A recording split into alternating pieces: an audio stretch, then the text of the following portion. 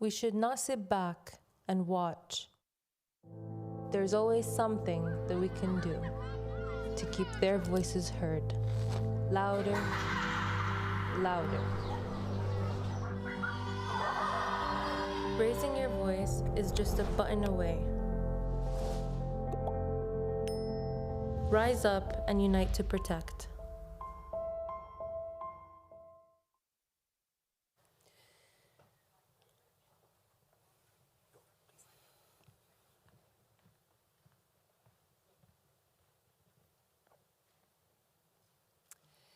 Your Highness, Excellencies, distinguished guests, ladies and gentlemen, welcome to the 5th observance of the United Nations International Day to Protect Education from Attack that is being convened for the first time here in Doha in the state of Qatar.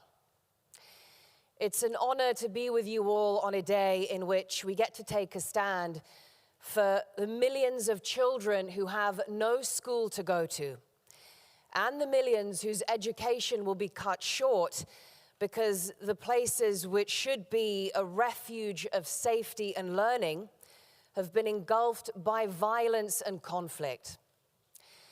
A critical part of my work as a journalist is to understand and convey the humanitarian consequences of war, whether it be in Palestine, Yemen, Congo, and a country that deserves much more attention right now, Sudan. I can't imagine what it would have been like to have my education snatched away from me, or if I'd been forced to pursue an education in an environment filled with violence and fear, risking harassment, threats, or worse, by simply trying to go to school. And I don't need to look any further than the generations of women in my own family to see the profound difference in our access to education. And yet, the statistics we see today are chilling. And it's getting worse. Schools have been threatened, looted, burned, and bombed. Entire university systems have been shut down in places like Gaza, causing weeks, months, years of lost learning. But today, we take a bold stand together. We are going to hear from leaders from right across the globe, all of whom are united in their call to protect education from attack. But we're also giving voice to young people, to the youth, who have personal experience of war and conflict, bearing witness to the human cost of war. And as we were seeing in the clip just now, while the world might try to silence these voices, we have chosen to amplify them. So we're going to start with this, a clear message from a children's choir, a very special group that we are bringing you today. They have united together. These are children who've been evacuated from Gaza, but also the As-Salam children from Sudan, Yemen, Syria, and students from our very own Qatar Foundation.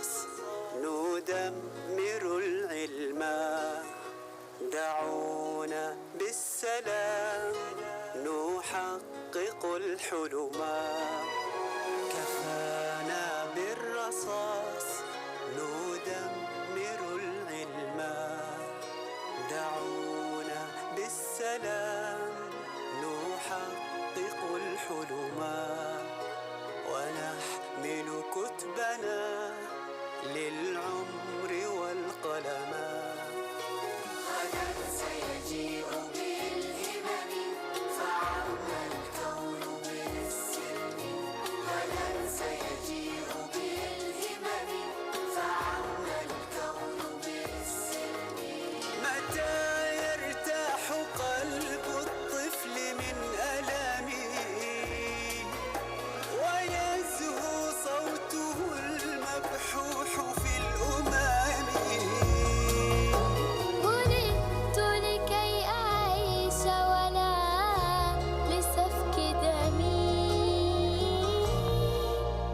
لسفك دمي من الأنقاض للنجم فعم الكون بالسلم من الأنقاض للنجم فعم الكون بالسلم تعبنا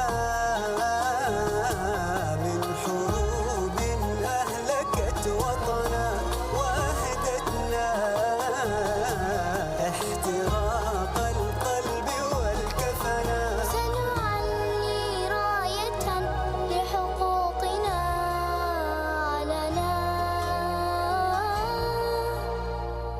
علنا ونرفعها على القمم فعم الكون بالسلم ونرفعها على القمم فعم الكون بالسلم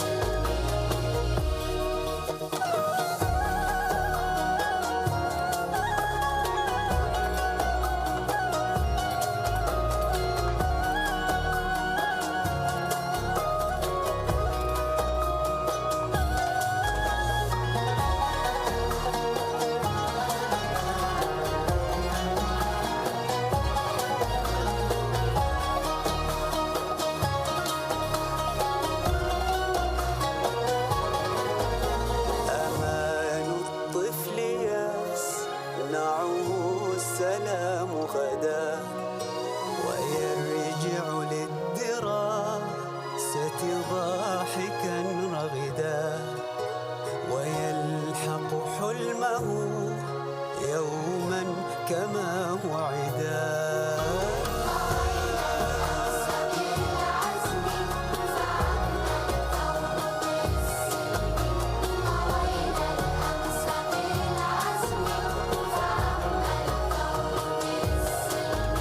غدا سيجيء بالهمم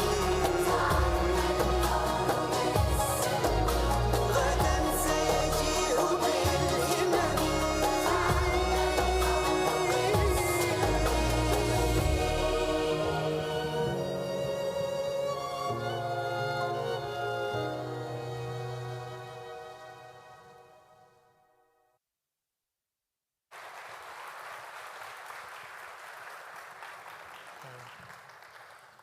So, the message of the children is clear.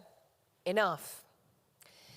There are many harrowing accounts of the violence endured by children in conflict zones. We know that attacks on education can have serious long-term physical and psychological repercussions for students and for teachers. Now, to shed more light on this, I would like to introduce Mr. Suwar Al-Wahab. Now, Suwar has traveled to no less than 33 countries on different humanitarian missions.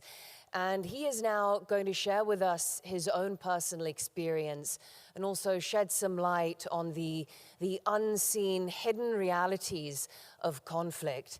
And also to give us details of his own humanitarian mission as well. I think many of us in Doha know him as a sports commentator, but he's going to tell us about his humanitarian work. So please join me in welcoming Mr. Suwar Al-Wahab.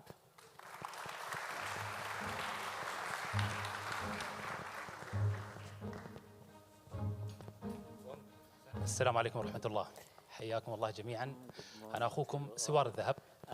ولدت هنا بدولة قطر وتدرجت في مختلف المراحل التعليمية إلى أن أصبحت معلق رياضي في شبكة قنوات بي إن سبورت، وفي خضم التعليق على مباريات كأس العالم والنجوم ميسي وكريستيانو ورونالدو وعبارات المعلقين الملاحقة لهم: الأسطورة والنجم والملهم والأستاذ. وحلم لقاء هؤلاء النجوم التقيت بنجم كبير جدا وأستاذ من أعظم الأساتذة الذين قدموا لي درسا عظيما في هذه الحياة، وهذا الأستاذ هو الأستاذ آدم من السودان. هذا الطفل الذي يرتدي الثوب الأبيض مبتسما من أرض السودان. التقيته مصادفة بجانب قمامة أعزكم الله، وكان يأكل من القمامة ويأخذ حبات الخبز ويضعها في جيبه. وهنا سألت سؤال: الخبز لمن يا آدم بعد أن تعرفت عليه؟ فقال: الخبز للبيت. والسؤال يا كرام: بيت ينتظر بقايا الخبز، كيف يكون حال هذا البيت وأهل حال البيت؟ فقررت أن أذهب معه للبيت، وكان هذا هو بيت آدم. فآدم يعيش في مجاري I said, take me to your home. I went there. This is his home. The sewer system, like many other children in Sudan and especially in Darfur, they became internally displaced. They apparently, I discovered that the bread was for the birds, the hungry birds, not for his own family. Imagine a homeless child who has no place to go, nothing to eat, and yet the pieces of bread he finds, he saves for the birds, because he thinks this is sustenance from God Almighty. This is my heartfelt feeling and experience with him.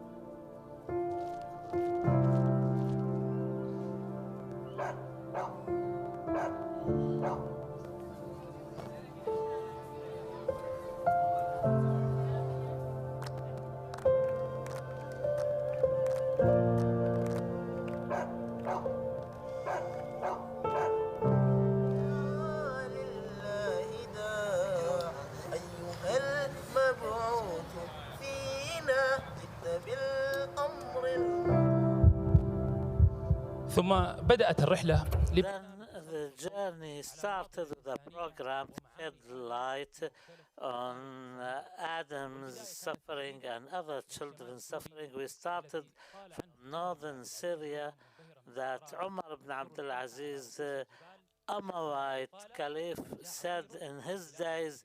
He said that spread some seeds on the top of mountains so that birds can eat in my kingdom and do not go hungry. Yet nowadays, in the very place, children look for food in the dumpsters. This child said, I don't know, now I found this piece of bread, I'll have to come back tomorrow for another piece if I'm lucky.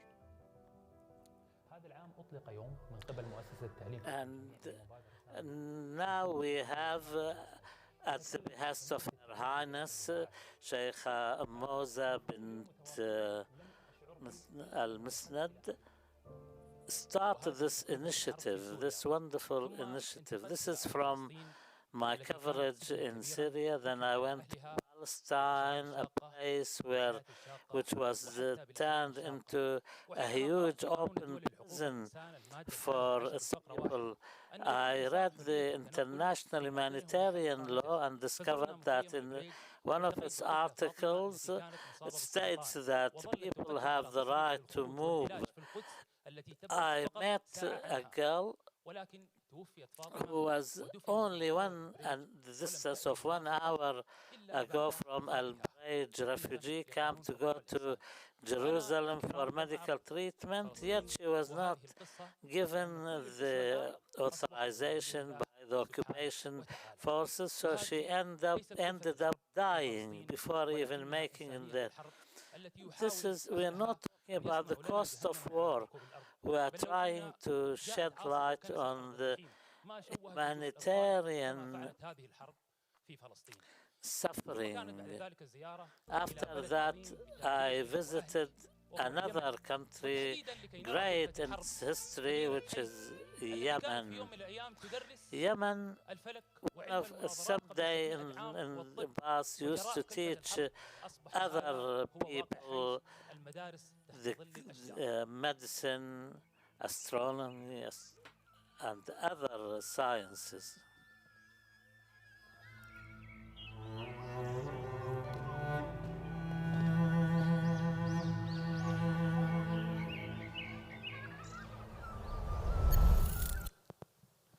قالوا بأن أعظم مخترعات العصر It's said that the steam engine is the most important invention.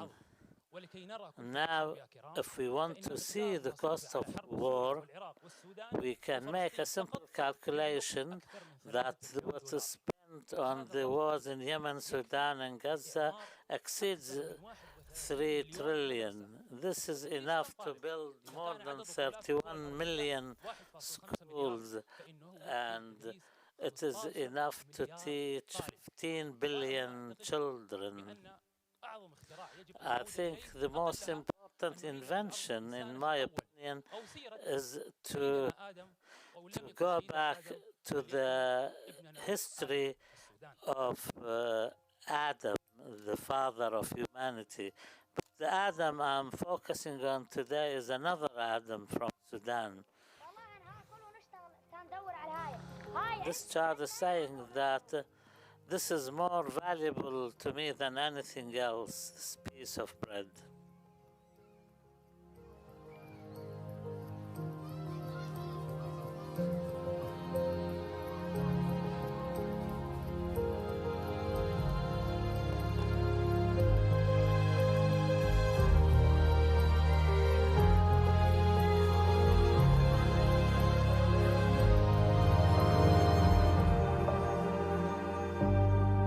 شكرا جزيلا لكم جميعا. Thank you for your kind attention.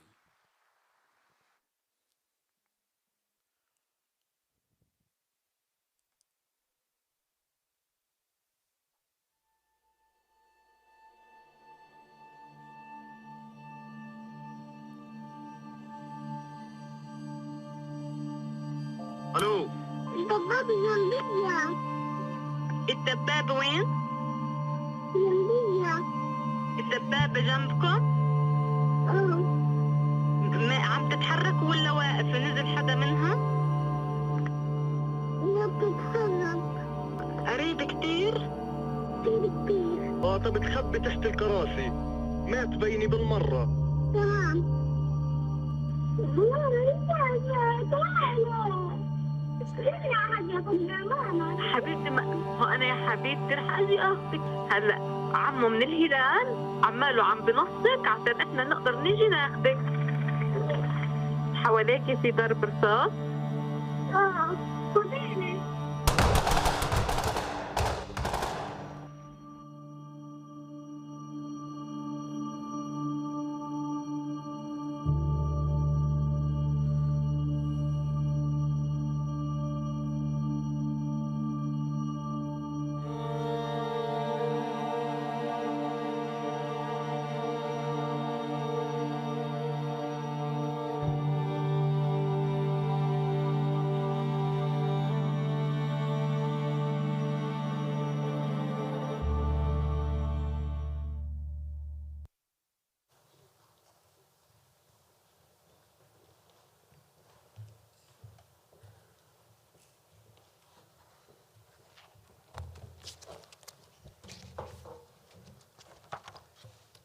السلام عليكم ورحمة الله وبركاته. مرحبا بكم بالدوحة، ويسرني أن أشارككم هذا الاجتماع بمناسبة انعقاد اليوم العالمي لحماية التعليم من الهجمات، والذي يتخذ التكلفة الإنسانية للحرب عنوانا له هذا العام. عندما أتحدث عن When I talk of attacks on education, I do not mean, of course, the abstract definition, but a comprehensive one. education is classrooms crowded with innocent children who dream, alongside their parents, of a bright future. Education is the vessel that will carry those children to this bright future. Education is also the teachers who dedicate themselves and work tirelessly to guide the vessel and prepare the children to achieve their dreams and those of their parents. But attacks on education are nothing but barbaric acts that destroy the lives of teachers and students and leave behind nothing but destruction, emptiness, and darkness that shrouds completely their dreams and their hopes. There is no doubt that those who target education know what they are doing and do so with premeditation. Ladies and gentlemen, talking about Gaza is the most urgent, realistic, and ethical matter. Gaza is being subjected to brutal bombardment, a genocide marked by massacres that are taking place every day. One of the most atrocious was the massacre of more than 100 displaced Palestinians killed as they took shelter in the Tabi'in school in Al-Daraj district. If another country in Asia or Africa committed similar massacre, the international community would have rushed with no hesitation to condemn and sanction it. Since the 7th of October last year, more than 10,000 students have been confirmed killed in Gaza, and at least 400 teachers. 93% of schools have been destroyed. Some had even been designated to double as emergency accommodation. Many were occupied by displaced people rendered homeless by the conflict. In this context, 19 independent UN experts and rapporteurs last April gave an explicit warning of an intentional scholasticide in the Gaza Strip.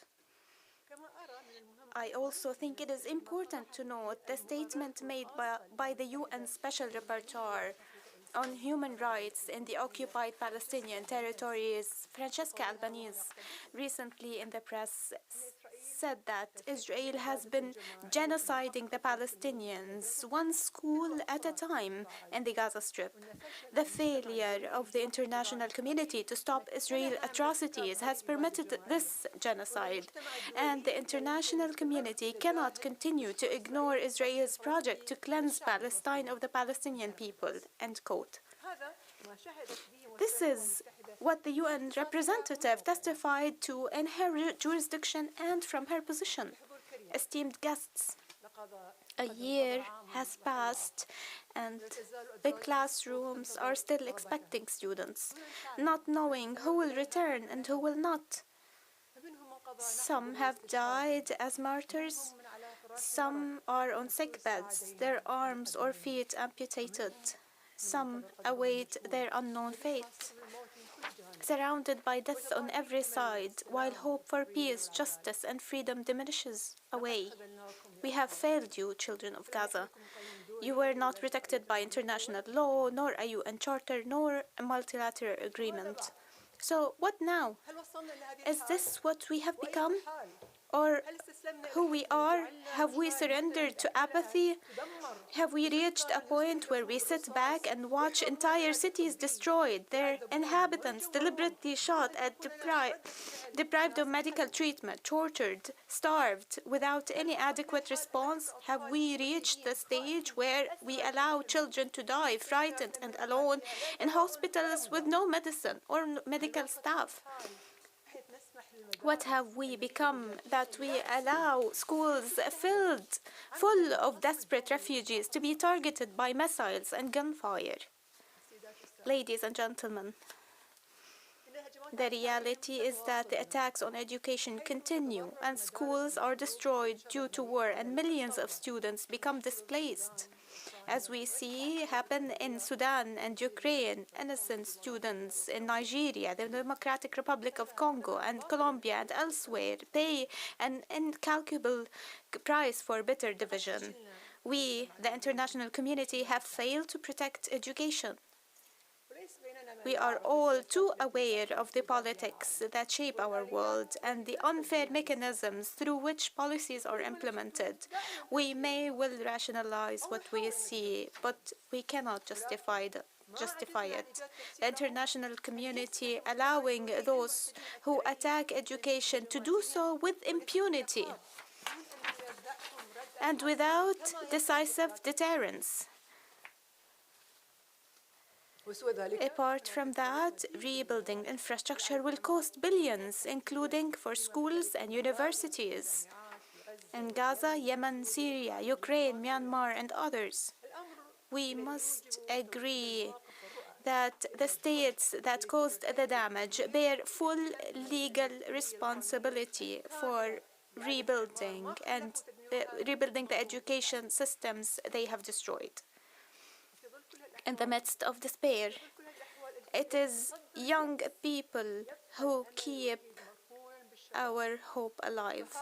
Those students who continue to protest against global war and suffering embody the innate human instinct towards peace before it is tainted by personal interest, pragmatism, and politics. Thus, as the challenges to this fragile planet mount, among them climate change, disease, and further wars, we need the talent and ability of every child and young person to be put to good use. We need them to fulfill their potential. We need them to continue their education. We need them to teach, to advocate, and to lead, to defend the rights of children and young people to peace and education. Above all, we need them to live, dear guests.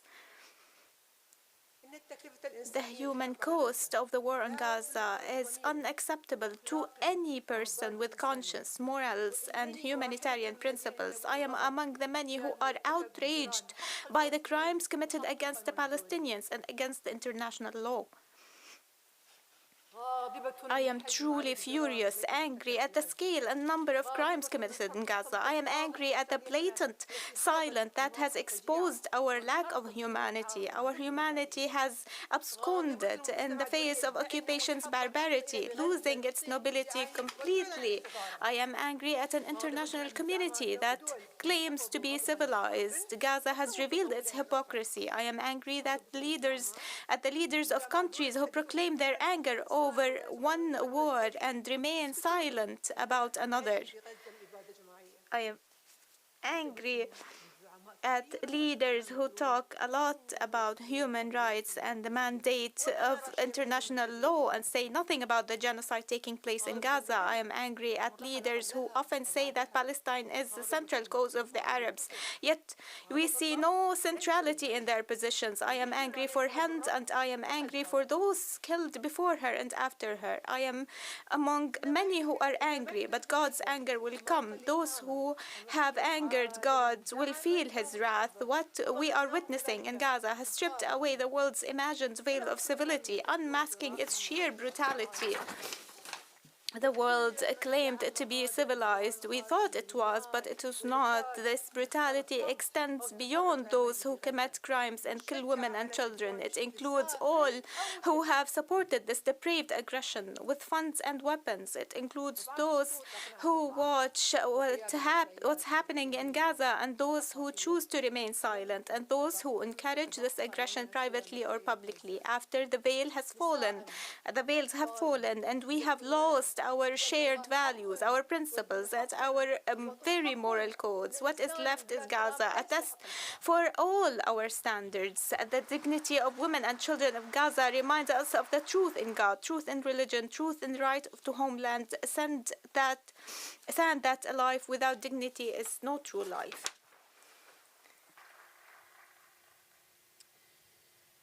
We thank Her Highness Sheikha Moza bint Nasser, Chairperson of Education Above All Foundation, for those powerful words.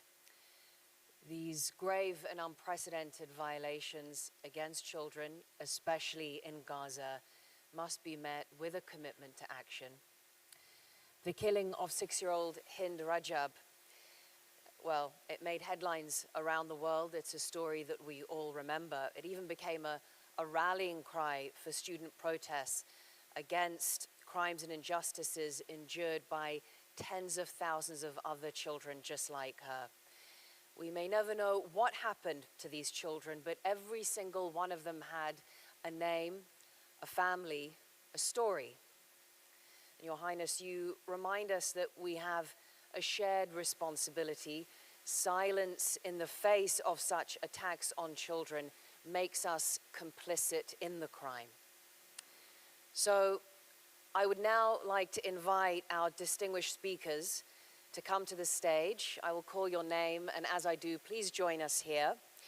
I'm very pleased to welcome this morning Her Excellency Miss Virginia Gumber, the Special Representative of the Secretary General of the United Nations for Children in Armed Conflict. Her Excellency Dr. Varsin Agarbekyan Shaheen, Minister of State for Foreign Affairs and Expatriates of the State of Palestine. Her Excellency Dr. Wan Aziza Wan Ismail, wife to the Prime Minister of Malaysia.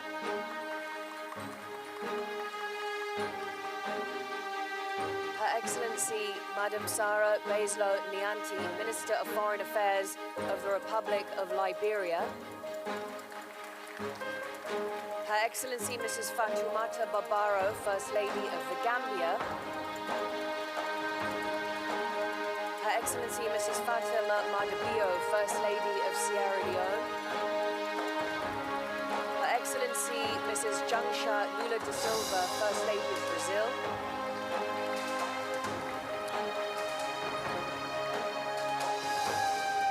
Her Excellency Mrs. Filipa Carcera Custolide, First Lady of Cyprus. Her Excellency the Assistant to the President of Uzbekistan, Saida Mirziyoyeva. Her Excellency Mrs. Mirela Bicurovic, First Lady of Bosnia and Herzegovina.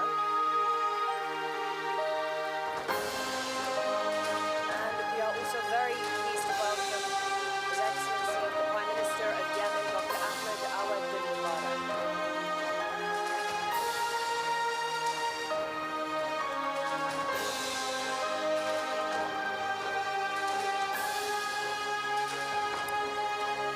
And now to open this high-level dialogue, we have a message from the United Nations Secretary General Antonio Guterres on the occasion of the International Day to protect education from attack.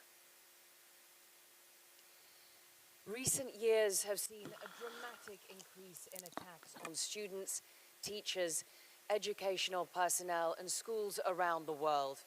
From Gaza to Sudan, Myanmar, Ukraine, Colombia, the Democratic Republic of Congo, and elsewhere.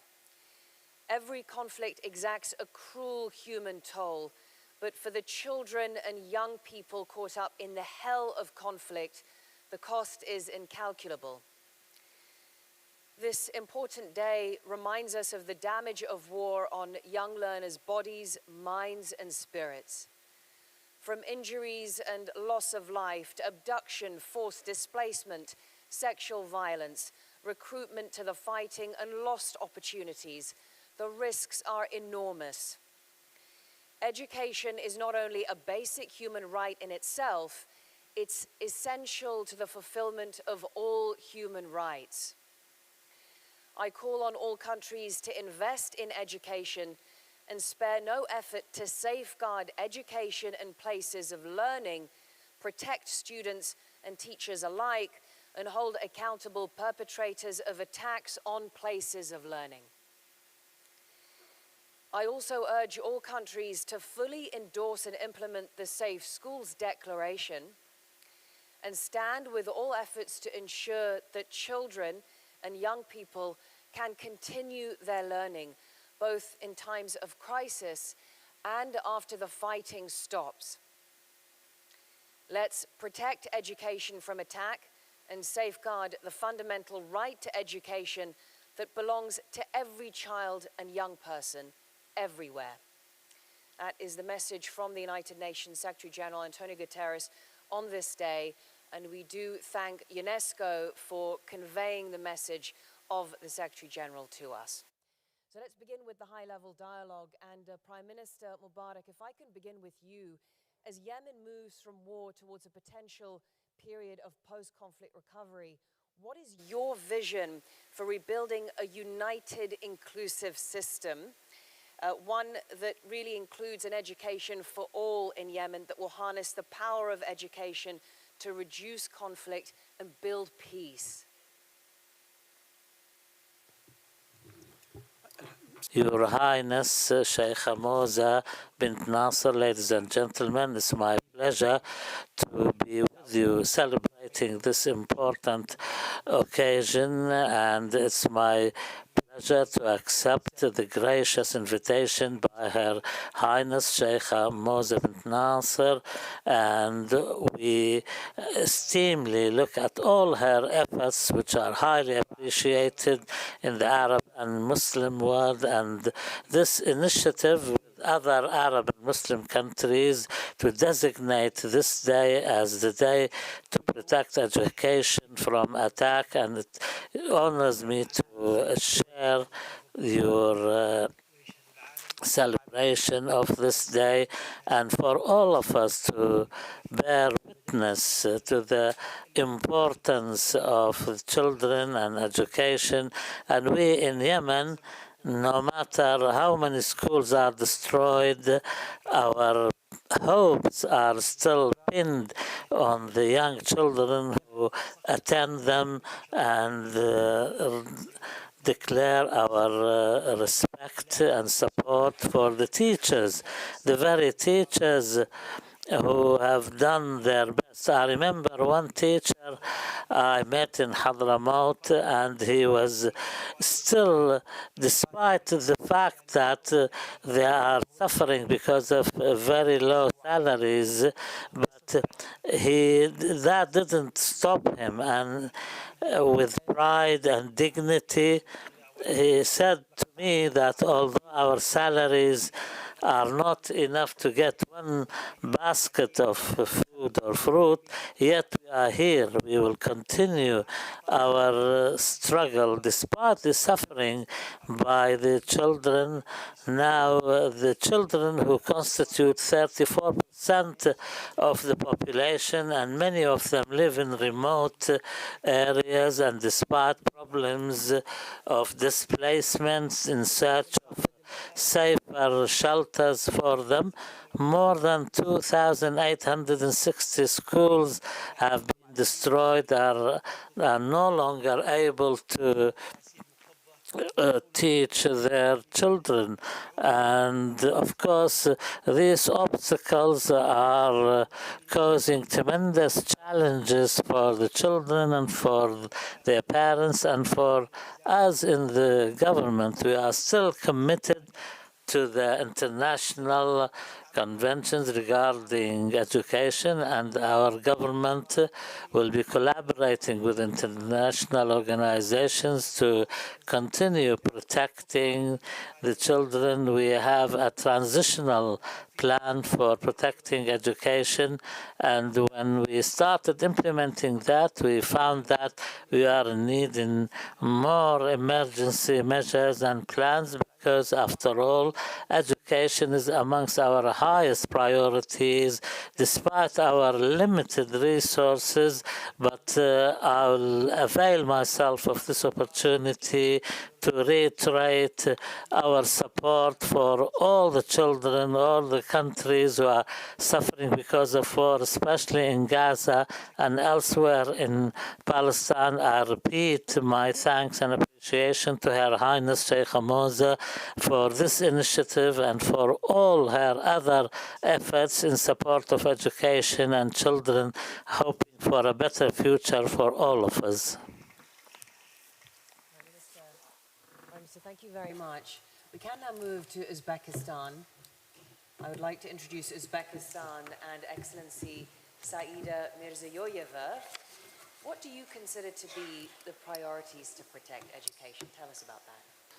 The Republic of Uzbekistan fully supports the efforts of Qatar and the entire international community in safeguarding the right of every child to education, especially those who, through no fault of their own, find themselves in conflict zones. During times of socio-political upheaval, education is often one of the first casualties, particularly for children. This deprives them of the chance to break free from the cycle of poverty and uncertainty. Conflict zones are especially challenging as educational systems there are heavily influenced by various social, economic, and political factors. In Uzbekistan, they're reforming the education system as a top priority. Our country has faced significant challenges over the past decades, but today we're making substantial efforts and investing considerable efforts and resources to align our educational system with international standards. We believe that the positive impact will extend beyond our borders to regions suffering from prolonged conflicts. We aspire for Central Asia to be recognized globally as a region committed to fostering equal access to education for girls. I envision our region being spoken of as a prosperous one with a well-educated youth. It is for this very reason that we have consistently extended our support to the Afghan people who have endured years of conflicts. Uzbekistan has always prioritized improving the lives of the Afghan people, regardless of the political landscape. We have consistently engaged with all governments in Afghanistan to contribute to development and prevent humanitarian crisis. Education for girls holds a special place in my heart. I won't list the numerous studies that demonstrate how educating women yields the greatest benefits for future generations. Nevertheless, political and economic challenges often distort cultural norms and deprive vulnerable populations, especially girls, of their right to education. To this end, Uzbekistan established a special educational center in the city of Termez, located on the border with Afghanistan. Since 2018, about 700 Afghans have received training at the center, nearly 200 of whom are girls and women. The educational center offers various professional training programs led by highly qualified trainers, equipped with modern facilities and housing that respects the cultural traditions of the region. We have created an environment where Afghan girls can feel safe and acquire the skills necessary to contribute to the development of their society and ultimately the entire region. We also ensure the safety of these girls and strive to help each one reintegrate into her community upon returning home. The people of Uzbekistan, along with our president, deeply empathize with children around the world who are deprived of education. Therefore, we will continue doing everything within our power to help our brothers and sisters worldwide.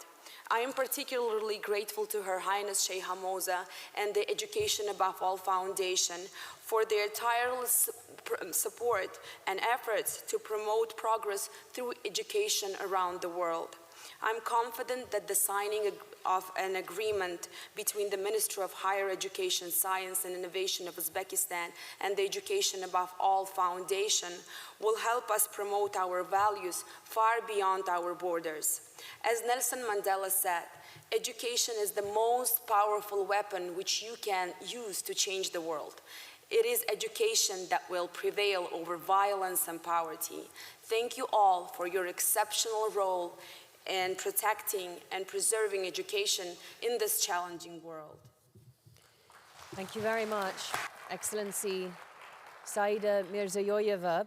This brings us to Bosnia and Herzegovina. Excellency Mirela Bečirović, what lessons can be learned from Bosnia about the significance of education as a key component of post-conflict recovery and peace building? Your Highness, esteemed delegates, distinguished guests, ladies and gentlemen, the education system in Bosnia and Herzegovina has significant potential to contribute to the creation of a better future for all citizens. It is a key factor in building and strengthening our society.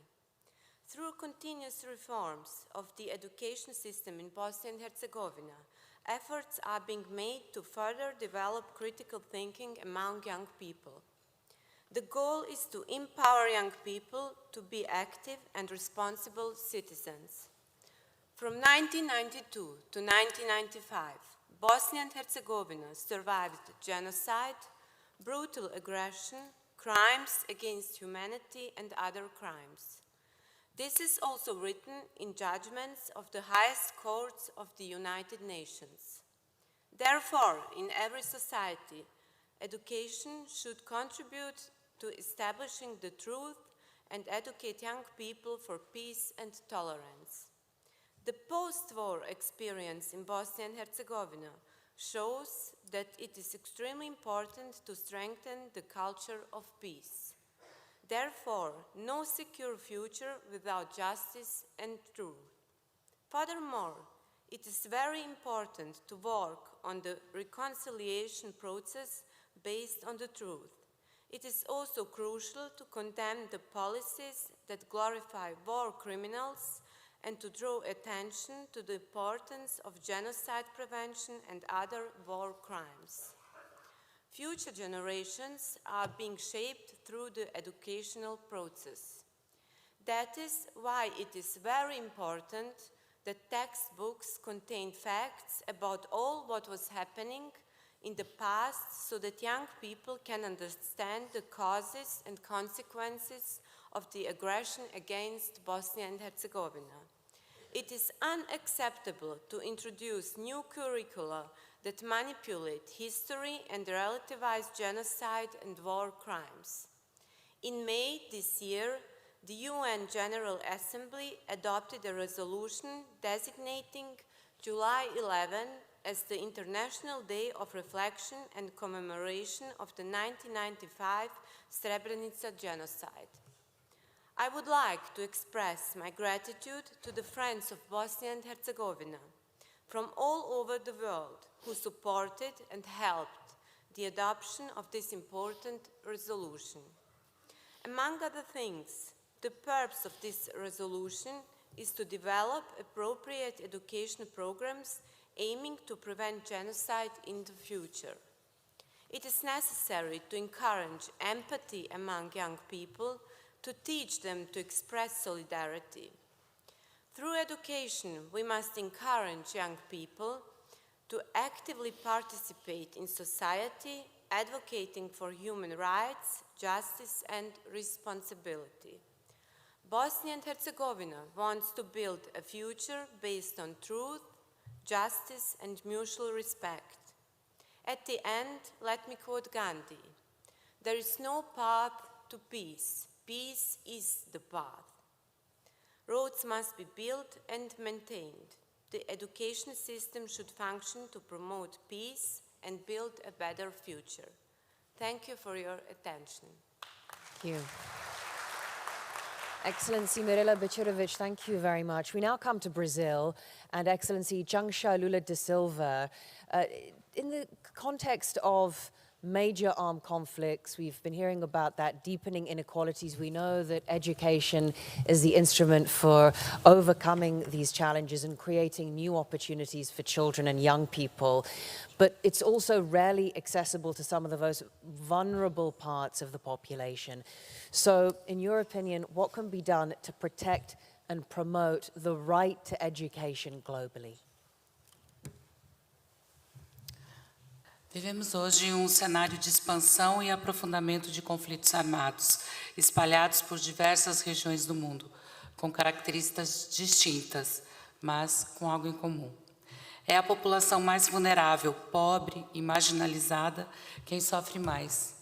A guerra deixou de ser um confronto entre soldados para se tornar uma atrocidade que tem nos civis suas maiores vítimas, principalmente mulheres e crianças. Sejam esses conflitos internacionais ou não, eles criam barreiras para o acesso à educação. A situação das meninas é ainda mais dramática. Muitas delas são levadas a abandonar os estudos pelo risco da violência sexual nos trajetos para a escola e de serem usadas pelas forças em conflitos. No meu país, o Brasil, o contexto de violência urbana é das operações policiais em comunidades periféricas das grandes cidades, que impacta enormemente o direito à educação, e ainda que matam dezenas de crianças por ano, vítimas de bala perdida durante os conflitos. A suspensão de aulas e o fechamento de escolas por dias seguidos criam um déficit educacional significativo para crianças e jovens, sendo que eles já enfrentam desafios devido às desigualdades socioeconômicas e raciais. Algumas cidades, como Rio de Janeiro e Salvador, têm implementado, em parceria com o Comitê Internacional da Cruz Vermelha, o protocolo Acesso Mais Seguro para reduzir, mitigar e responder aos riscos e consequências da violência armada para os estudantes e trabalhadores das escolas. As forças de segurança no Brasil são de responsabilidade dos governos estaduais. Mesmo assim, o governo federal, sob o comando do presidente Lula, tem discutido o tema para construir diretrizes e normativas para mitigação e reparação da perda de aulas e fechamento de escolas. Vossa Alteza, Excelências, senhoras e senhores, o poder transformador da educação vai muito além das salas de aula. A implementação do ODS 4, que visa garantir a educação de qualidade, tem relação retroalimentadora com outros ODSs, como o ODS 1, sobre a erradicação da pobreza, e o ODS 5, sobre a igualdade de gênero. Na presidência do G20 esse ano, o Brasil está lançando um chamado aos países para se unirem em Aliança Global contra a Fome e a Pobreza, com propostas para uma reforma na governança global, para avançarmos no combate às desigualdades, promoção da cooperação, na resolução de conflitos e construção da paz. Nas palavras do educador brasileiro Paulo Freire, se a educação sozinha não transforma a sociedade, sem ela, tampouco, a sociedade muda. Em tempos de paz ou tempos de guerra, a promoção e a proteção do direito à educação é uma responsabilidade de todas e todos nós, na construção de um mundo com mais solidariedade e menos desigualdade. Muito obrigada. Thank you very much. Excellency Zhang Sholula de Silva. We now move to Cyprus, and Excellency Filipa Carcera Christolide. What is the significance of protecting education for children and future generations? Your Highness, Excellencies, distinguished guests, first I wish to extend my sincere gratitude to Her Highness Sheikha Moza, a true visionary, an inspiring champion in the field of education. Thank you so much for the gracious invitation. I'm really delighted to be at the State of Qatar today and deeply honored to be amongst the distinguished guests of Your Highness. In my capacity as a First Lady, I have committed myself to serve through initiatives beneficial to children, youth, and vulnerable groups. As a strong believer in the transformative power of education, my priority is to uphold the right to education for everybody.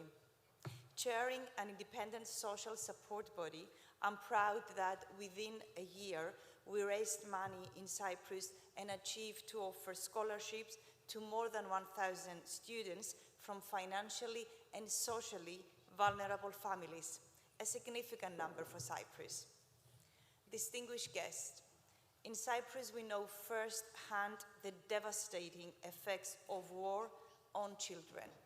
Children experienced suffering and trauma no child should ever face. In the autumn that followed, children had no schools to attend. They were taught in tents, guided by their heroic teachers. They persevered in resilience. However, they had lost their childhood. I come from one of these refugee families. My story is the story of thousands of children around the world. I was taught that nothing is more valuable than education, because it's your personal key to rebuilding your future. Because education is the one thing that cannot be taken away by war. The Secretary General of the UN, Antonio Guterres, noted that education is not only a basic human right, it is essential to the fulfillment of all human rights. And Her Highness, Sheikha Moza, added, and wisely, education is the backbone of everything. That's totally true. A few days ago, my youngest daughter wrote, it was the first homework of the year, her vision for this word: no more wars. Children speak the truth, plainly, honestly, truthfully, and we ought to listen. This vision can only materialize if we all join forces and through multilateralism, respect for the UN Charter and international law, mobilization of political will and resources in ensuring that armed conflicts do not have a long-lasting negative impact on children. And this is what we're doing today. Esteemed guest, we have heard it before today, but it's also one of my favorite quotes. Education is the most powerful weapon you can use to change the world. Nelson Mandela. Schools should remain safe havens for all children under any circumstances. Only through equitable education that champions peace and mutual respect, we will pave the way, the path for a brighter, for a fairer, and of course for a more inclusive future. Thank you very much. Thank you very much, Excellency Felipa Serafis Felide. And this brings us now to the Gambia and Excellency Fatoumata Barbaro. What are the key factors that can ensure that we can connect the issue of attacks on education to mobilize civil society, to take action, to protect education for the most marginalized, especially women and girls? The lessons from the two World Wars had resulted in the establishment of the United Nations with the goal of saving succeeding generations from the effects of war. Apart from the destruction of life and property, attacks on education affect the most vulnerable in ways that are often overlooked, resulting in continuous poverty and instability for generations to come. It is important to recognize the significant role that civil society plays in the peace and rebuilding. We ought to work with them to advance against attack on education and call for its protection. Rebuilding education systems and communities require the active participation of the people themselves and the civil society organizations if we are to succeed. In the Gambia, during the transitional justice period, the civil society was engaged in all peace-building measures undertaken by the government. They actively participated in the drafting of a new constitution, a process that is still ongoing.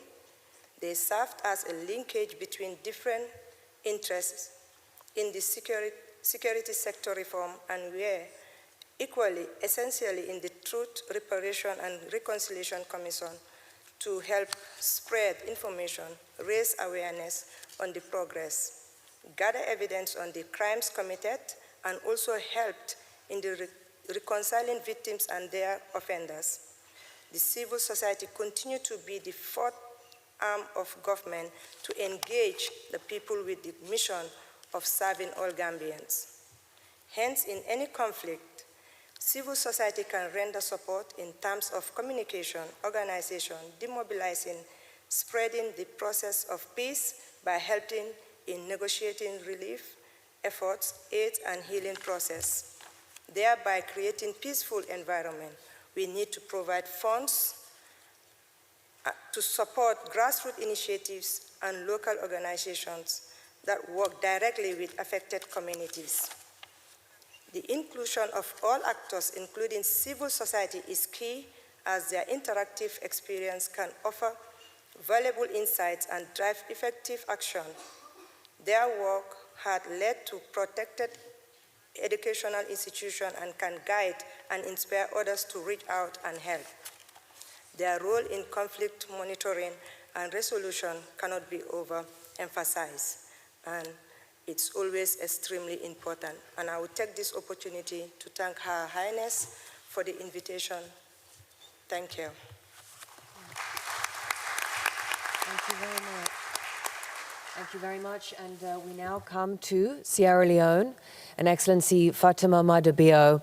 And tell us about the lessons learned on how leaders and champion states can have an impact on ensuring quality education for all. Sierra Leone education journey is rooted in a proud legacy. Historically, our capital city, Freetown, was known as the Athens of Africa, home to the first boys and girls school in West Africa, and Frobe College, the first university in sub-Saharan Africa. However, our education system was highly impacted by the 11-year war that wreaked havoc and destruction. Over 50,000 people lost their lives, and more than 2 million were displaced. The impact on children was particularly notable. Many girls were subject to rape and slavery, and boys were forced into becoming child soldiers. An entire generation was seriously affected as their schooling was seriously interrupted, and most never had the chance to continue, let alone complete primary school. So for me today, being here and taking part on a program like this reminds me, just as the First Lady of Cyprus was saying, when you understand war and you were part of a war situation, when you are a victim, you do understand what is going on around the world. And for me, when we have this conversation, we have to be honest with one another. The world needs to speak up, because the women and children have not done anything. Whatever is going on around the world is wrong. It is not our fault, and we should not be victimized for things that are not created by us. I sit here, I listen to Her Highness spill her heart out to the world. And I'm saying to myself, why must it be a woman who should lead a conversation like this? What is wrong with the men who claim to be leaders? Even in our religion, as Muslims, we're trained to be at the back. Women should be at the back and allow the men to lead. Why are we so silent in such a destruction that is destroying women and children? What are we afraid of? Why can't we say something?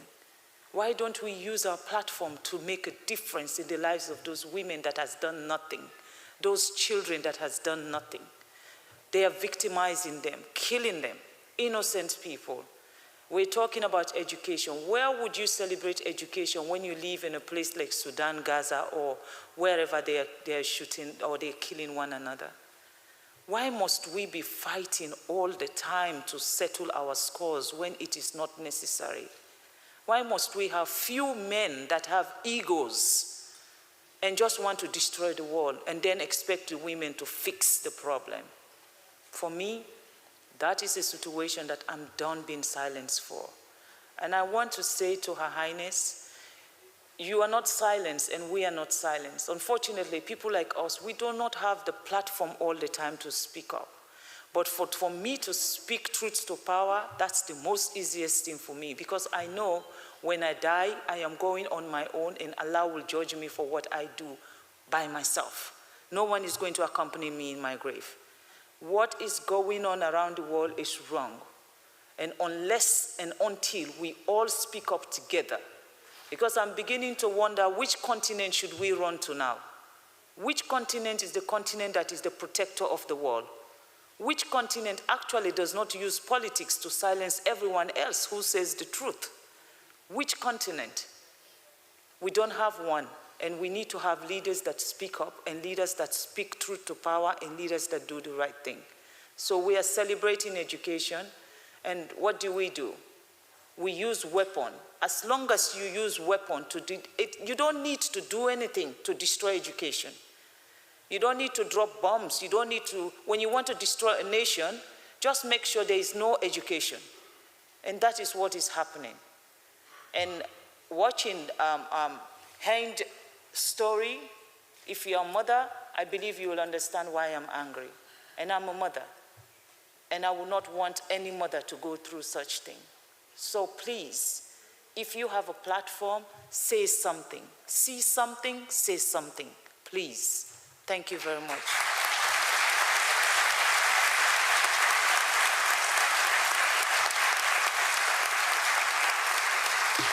Excellency Fatima Madabia, thank you very much. Thank you very much for those words. This brings us to Malaysia. And Excellency Dr. Wan Aziza Wan Ismail. We know that education has the power to transform lives, but as we're hearing from Fatima Madabio, it's continually under attack, and it's women and children, it's the most vulnerable that pay the highest price. How should we respond to this? Tell us your thoughts today. Well, in summary, we all are deeply troubled by the edicide that is being perpetrated in Palestine and anywhere else in the world.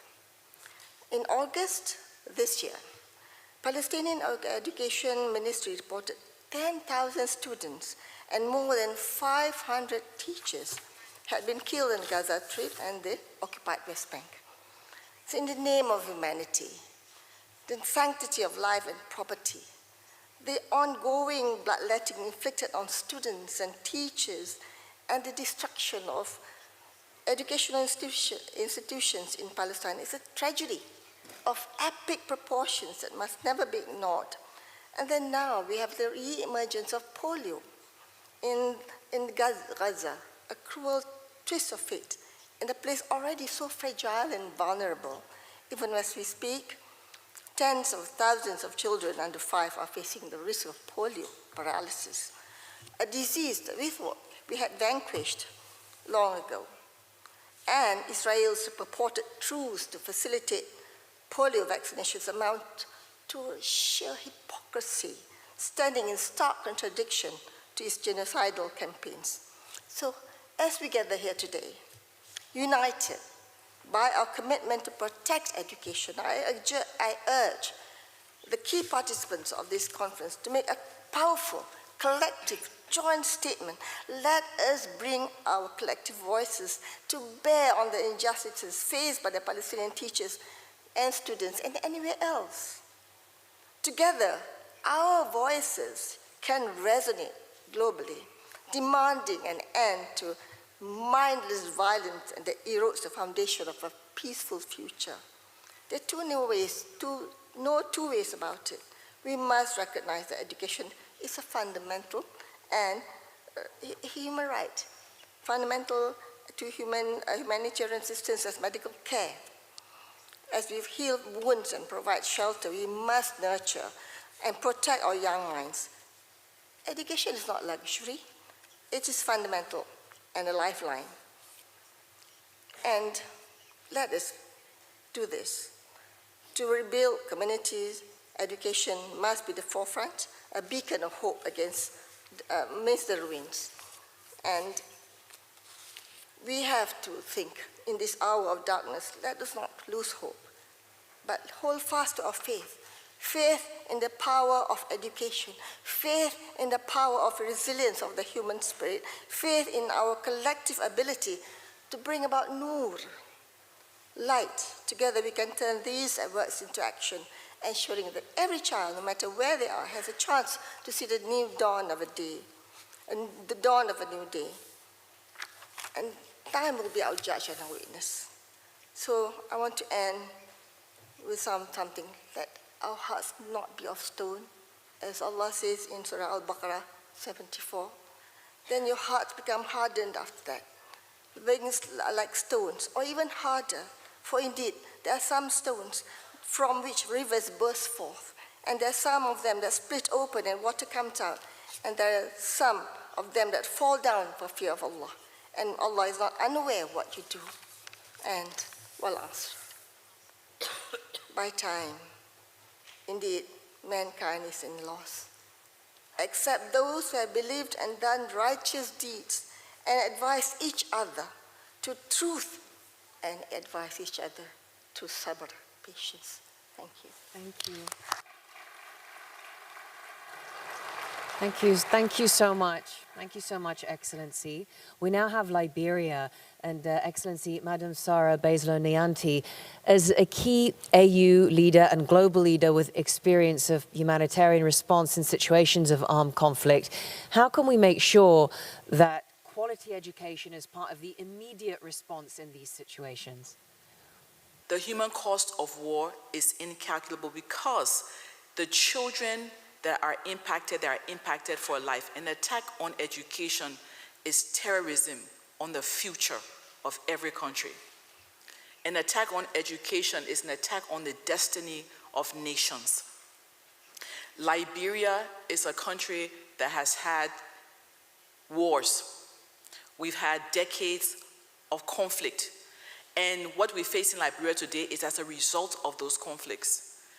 Today, the situation of drugs and crime, with almost 20% of our population exposed to drugs, young people in graveyards looking for bones to use as a part of a process for creating new substances that they live off of. It's the effect of war. It's because they didn't have access to education for so many years. It's because they didn't have the life skills and the social skills that they learn in school. The cost of war is what we're dealing with today. We can't calculate it, and to recover is so difficult. It's easy to tear down. It's very difficult to build, and to build a life takes a lifetime. The impact of war, I've seen it. I served Yemen, where many children didn't have access to school. And 2019, International Children's Day, I asked for a ceasefire so that children all around Yemen could play, just to play. Children have a right to play. Children have a right to education, have a right to nutrition. Children have rights. And every time the guns are blazing and the mortar shells are dropping, children are being disenfranchised. You can't get those years back. You take them away violently and you have no way to give it back. And so it must stop. Attack on schools is not just about the buildings. It's about the impact on the minds and the bodies of young people, especially girls.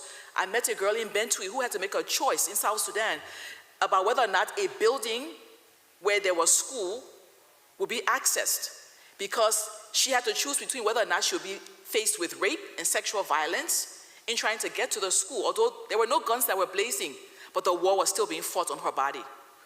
An attack on education is an attack on the future. And education above all, the impact of the work you do, but the voices that we raise together will make the difference. It's not just about one person or one advocate, it's about everybody rising up and saying, it stops now. Hold everyone accountable. Hold everyone accountable. Hold everyone accountable equally. Let there be equity across the board, because when you turn a blind eye, you close your eye to the future of every child that's at risk. Thank you. Thank you very much. Thank you very much for that. We now come to Palestine and Excellency Dr. Varsan Avabekian Shaheen. And as a Palestinian Minister of State, a former Commissioner of the Palestinian Human Rights Commission, and a scholar, you are also a historian on the Nakba. What is your message at this 5th observance, looking back on a year in which the war on Gaza has killed tens of thousands of students, teachers? It's destroyed all education in Gaza. Thank you. My first and foremost message would be, please bring back faith in international organizations.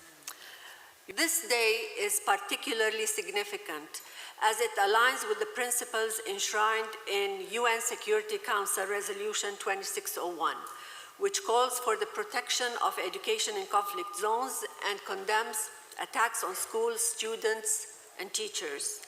The resolution serves as a powerful reminder that education is not only a human right, but also a critical pillar for peace, stability, and development. However, the right to education, alongside with other human rights, continue to be grossly violated in many parts of the world. Throughout 5 decades of colonial occupation, Israel, the occupying power, has been committing war crimes that constitute grave violations of the Geneva Conventions and the Rome Statute of the International Criminal Court. These crimes include the widespread and intentional destruction of buildings designated for educational, artistic, scientific, and religious purposes. This is clearly documented throughout the past 11 months in the genocidal war on Gaza, where over 10,000 students and 500 staff and teachers were massacred, with deliberate targeting of educational institutions supposed to be safe havens and shelters. Today, as we mark this significant day, let us not only stand in solidarity with all those who are denied the right to education, but also commit to taking meaningful action. We must amplify our collective voice in support of the children of Palestine. They deserve concrete actions to ensure that their schools are safe, their education uninterrupted, and their futures filled with promise. There is none of these today. The State of Palestine reaffirms that protecting the rights of Palestinian children must be our collective priority. It is of utmost urgency to safeguard civilian lives and prevent further deterioration of this already dire and catastrophic situation. We urge the international community to uphold, in both words and action, the legal, political, humanitarian, and moral obligations that are incumbent on all. Do not let the perpetrators of war and violence get off the hook with impunity. They need to be tried in criminal courts. Thank you very much. Thank you very much, Dr. Varsin Aghabekyan Shaheen, for that. And now, for closing remarks, I will hand over to the Under-Secretary General and Special Representative of the Secretary General, Antonio Guterres, for Children and Armed Conflict, Her Excellency Ms. Virginia Gamba. Your Highness, Excellencies, distinguished guests, ladies and gentlemen. As we conclude this vital roundtable discussion, I wish to begin by expressing my deepest gratitude to Her Highness Sheikha Moza bint Nasser. Her unwavering dedication to the protection of education, which I have witnessed over the last 5 years, particularly in conflict zones, has been a beacon of hope, and I think today a voice of conscience for countless individuals. Her tireless efforts inspire us all to continue our work with renewed vigor. I also extend my sincere thanks to the government of Qatar for the generous support of the Office of the Special Representative. Your steadfast commitment felt not only here in Doha, but across our global endeavors in the 26 situations of armed conflict I lead. This has been instrumental in advancing our mission, from Haiti to Ukraine, to Gaza, to Somalia, and so on and so forth. Today, we have confronted the harsh reality that education continues to be under relentless attack. The 2024 annual report of the Secretary General on Children and Armed Conflict reveals that nearly 33,000 grave violations against children in conflict zones were verified by United Nations staff, including 1,650 attacks on schools and hospitals, again verified, which represents about 10% of what is there. This marks a troubling increase, reflecting a disturbing trend where education and healthcare are weaponized in conflicts. These attacks are not isolated incidents. They are part of a broader pattern of violations that include the killing and maiming of children, the abduction of children, as well as the recruitment and use of children by armed forces and groups. The impact of these attacks is profound. Schools, once meant to be safe havens for learning, have tragically become the battlegrounds of children. This not only disrupts the education of millions of children, but also inflicts long-lasting psychological scars. This observance is crucial for highlighting the severe challenges faced by children and educators in conflict zones, Even when there is peace, educators sometimes fail to go back because they're too afraid. Our discussions today have underscored the urgent need for collective action. We must redouble our efforts to protect schools and ensure that international laws are upheld. The Safe Schools Declaration prohibiting the military use of schools, endorsed by 114 states, provides a crucial framework that we must continue to promote and implement. However, beyond policy and legislation, we must focus on practical solutions in this regard. I am pleased to announce today that with the generous support of Qatar and in collaboration with UNESCO, we have now developed a guidance tool for educators working with children associated with armed forces and groups and survivors of war. This resource is designed for use in both formal and informal educational settings and covers immediate responses as well as long-term recovery and reintegration, offering a pathway to healing and hope. As we look to the future, we must remember that protecting education is not just a legal obligation, it is a moral imperative. And as I said with Sheikha Moza in Paris, it is a strategic asset of the state. The children who are being denied the right to education today are the leaders, innovators, and peacemakers of tomorrow. By safeguarding their right to learn, we are laying the foundation for a more just and a more peaceful world. In conclusion, I urge each one of us to remain steadfast in our commitments to this cause. The road ahead is challenging, but it is one that we must travel, and we better travel together. Our actions today will have a lasting impact on future generations. Let us ensure that when history looks back at this moment, it will see a global community that stood up for the rights of children, protected education, and that worked tirelessly to build a better future for all. I thank you. Your Excellencies, thank you very much. We appreciate your strong commitments and your call to global action, and such an important time for us to hear these remarks. I will ask you now to return to your seats. Thank you very much.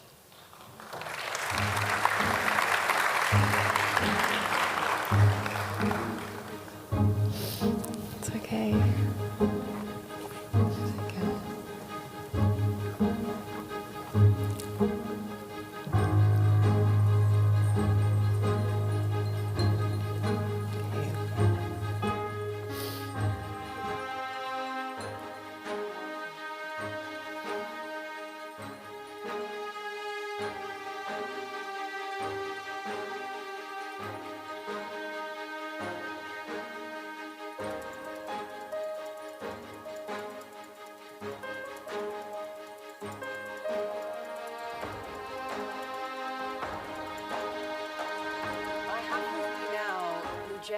Mansouri.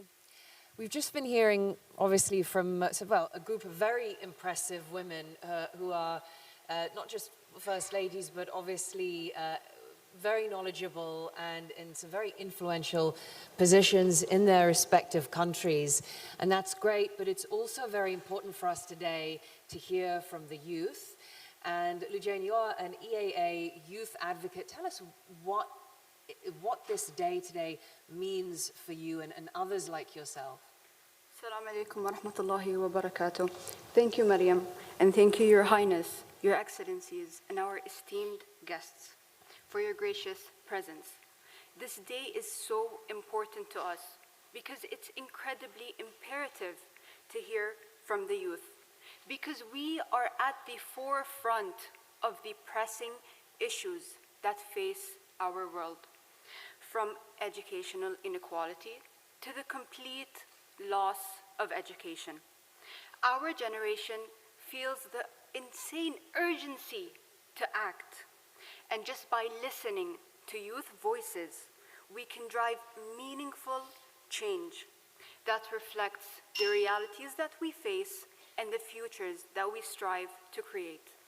Okay, so Lujain, I'm going to leave everyone in your capable hands. You're going to take us through the next part of the program. Thank you so much, Mariam. So I'm so pleased to start off the next session with the name of Gen R, the generation of resilience in times of conflict. And this session is so important because it's going to bring fresh insights on the role of youth advocacy in addressing the devastating impact of conflict on education. Speaking of inspiring perspectives, I'm happy to announce a powerful creative who will introduce our next panel. Please help me in welcoming Amjad An-Noor. You have the right to remain non-silent. Anything you say can or will be used against you, yeah? And that is only because your voices are being heard globally, and you guys are being loud. Don't be mute. Keep doing what you're doing. Keep being loud, because the future is all about youth. The future is all about you.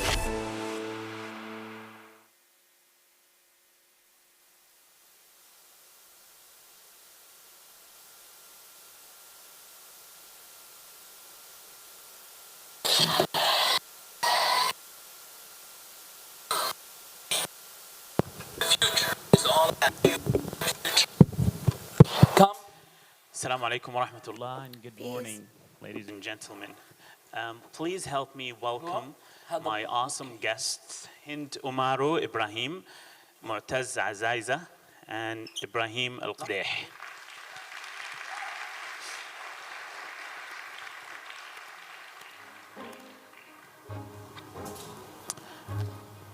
We're going to start with Hind Umaru Ibrahim, an environmental activist from Chad's nomadic community.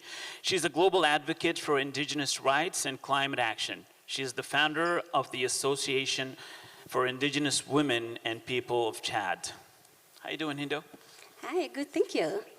As someone who has experience in giving voice to the vulnerable communities, and someone who understands the challenges of conflicts and war, Ibrahim Al-Qadeh, ladies and gentlemen.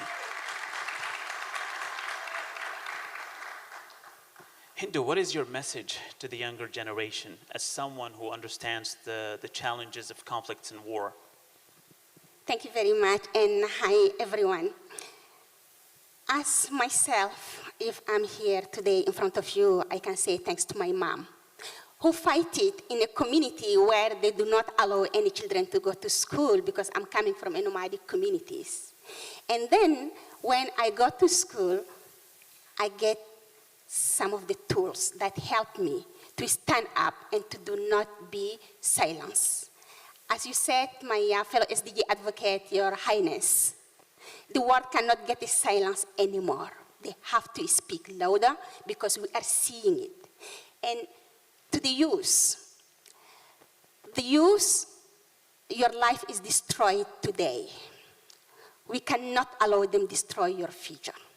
And school is the best tool who can help you to talk and speak louder, but to take the decision that you want to change the world to be in a better place. Maybe it's not everyone who gets the chance to go to school because your school is getting destroyed. And I do remember, because I'm coming from the Sahel regions, surrounded by all the conflict from the Sudan when you are leaving, but also Chad and Nigeria and all these places. But I'm coming from the indigenous communities where indigenous peoples have been killed, indigenous youth have been silenced to do not get the chance to go to school. But those who get the power from their communities with the traditional knowledge, with the knowledge from their mothers and their fathers, so they get the power. Knowledge is a power, and you do have this power. Use it to go to school, to learn more, and to change the decisions makings of tomorrow. And in order to do so, we need everyone to speak louder, and we need everyone to also put their hand in the pocket to rebuild back better, to rebuild back now. We cannot wait anymore for the next time. as an indigenous woman, and I hear from your excellencies as what you said, women are building the peace. Men are building the war. But it is the time that man change the way that they are acting.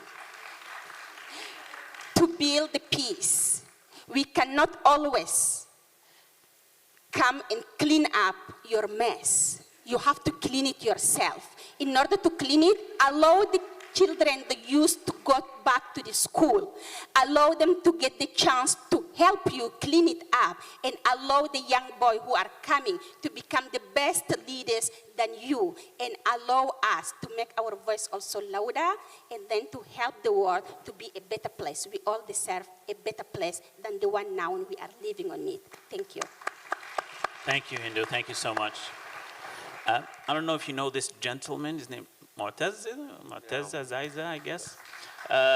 He's an award-winning Palestinian photojournalist. Mortez, how did your own education shape your journey in photography and in storytelling? I think it's quite a responsibility. Yeah, hello. Thank you for giving me this opportunity today. I'm really happy to speak in front of all of you, especially Your Highness. My education played a really important role to make Motaz, who's in front of you today. It wasn't easy, and I want you to take me as example for others in Gaza.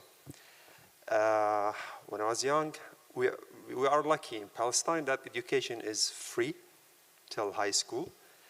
And especially the Palestinian mothers cares a lot about education, because from day one till even I graduated from university, my mom was my supporter in my education, and it was with a sacrifice, because it wasn't easy. It's followed, like there's aggressions that stop your education for some days, and at the same time, like I know we spoke a lot about women, but women are really great, and they are very supportive. So my mom like sacrificed her gold to give me so I can continue my education in university. So it's really something big for me, and she was a big supporter to me. So yeah, it's played a really important role to me, because I used to have the skill in photography, and I learned English in my university, Al-Azhar University in Gaza. I graduated in 2021, and in 2023 I witnessed the Israeli occupation bombing my university in front of me. So I witnessed the destruction of my university in front of my eyes on live.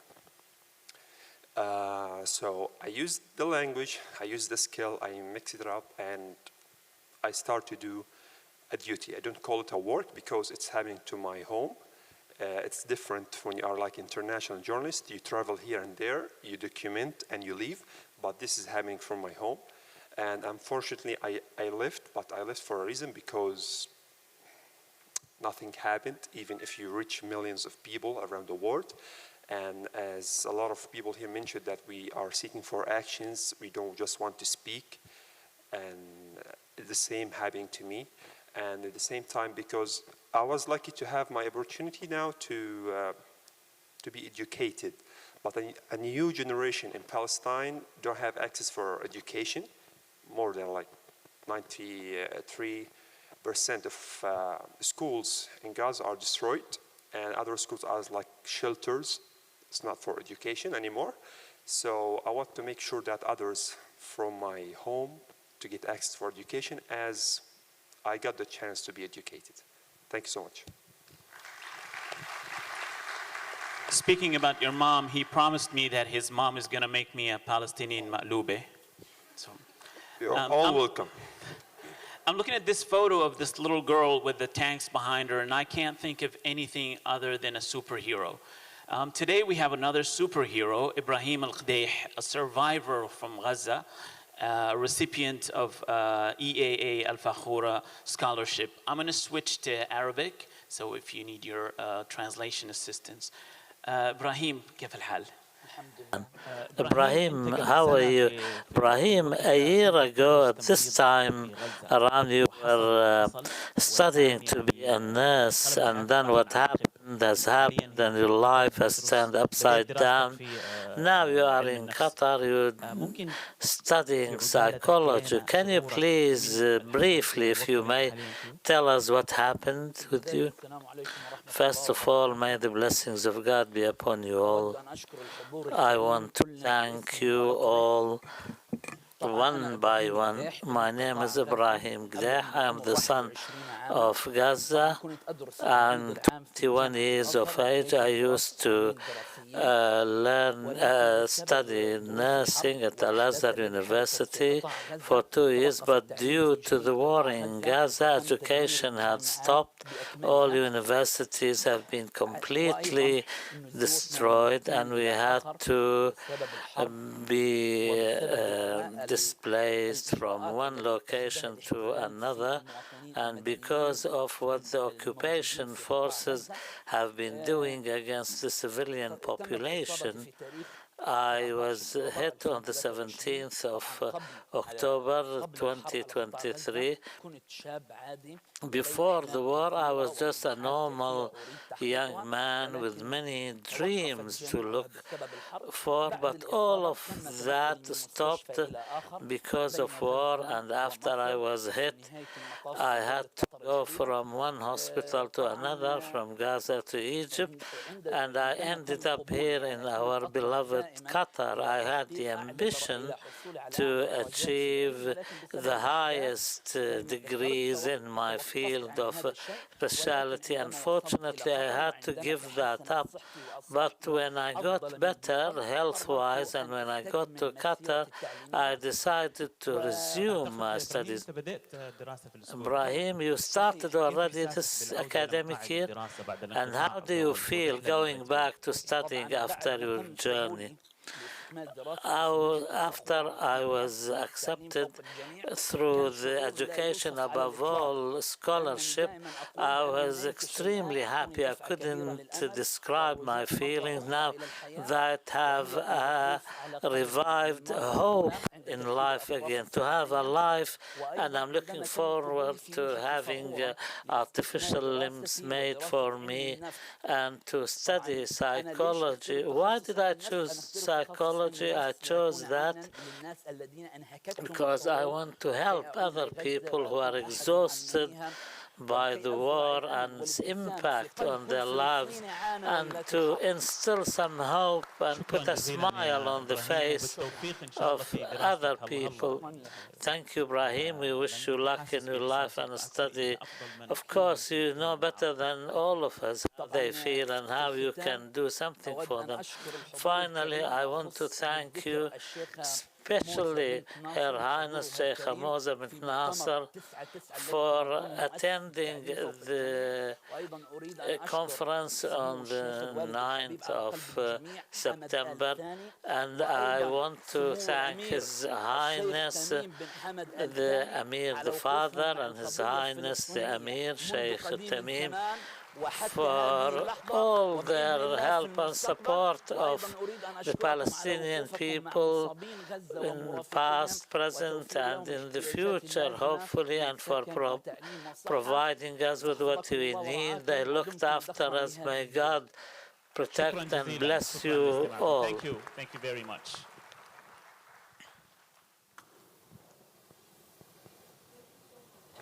To Amjad, Hindu, Mu'taz, and Ibrahim, all of your stories and journeys are so powerful. Please head back to your seat. Thank you once again.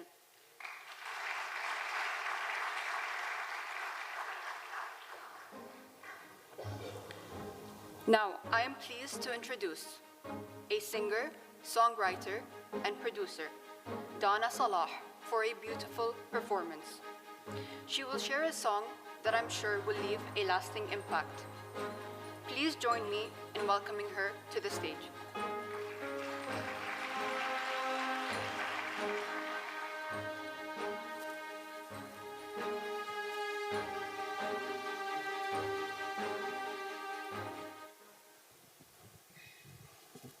Your Highness, Your Excellencies, and distinguished guests, I'm honored to be here. A song I wrote called Ya Tali'een about a year and a half ago to bring hope to the Palestinians and their global supporters propelled me into activism. And it's been one of my greatest honors to use my voice to support this cause. Like education, music has the power to inspire hope during even the darkest times. Like music, education also has the power to connect us to one another. Currently, many students are out of school due to conflict, and denying them education not only takes away the privilege of learning, but also deprives them of crucial growth. Education fosters identity through interaction, helping them connect with others, shaping who they become. This next song about resilience in the face of adversity, called Shu Ma Sar, meaning whatever happens, is dedicated to all the students that we aim to protect today and every day. Shu Ma Sar.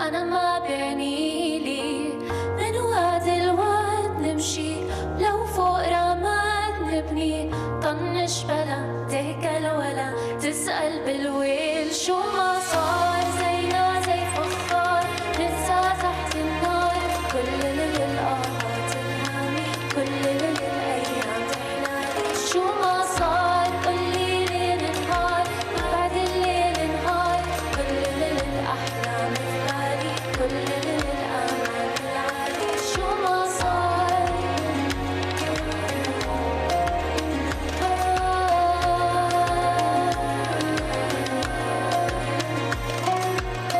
مين ما سأل بعده الأمل عم بكبر فينا علم وعمل هاد هو الحل اللي برضينا من واد الواد نمشي لو فوق رماد نبني طنش بلا نزرع أمل حتى يحمينا شو ما صار زينا زي فخار نقسى تحت النار كل للآهات الهامي كل للأيام تحلالي شو ما صار قولي ليل نهار بعد الليل نهار كل للأيام تحلالي كل للأمان العالي شو ما صار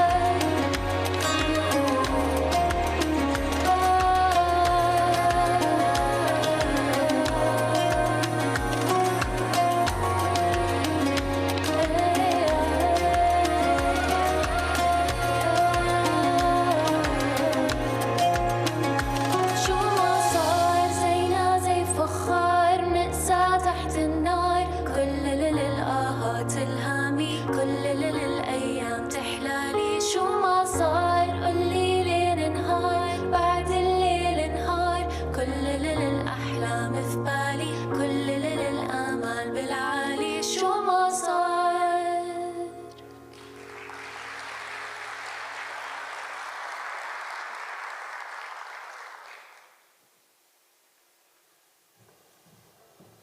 Thank you, Donna. What a beautiful way to end the first session of Gen R.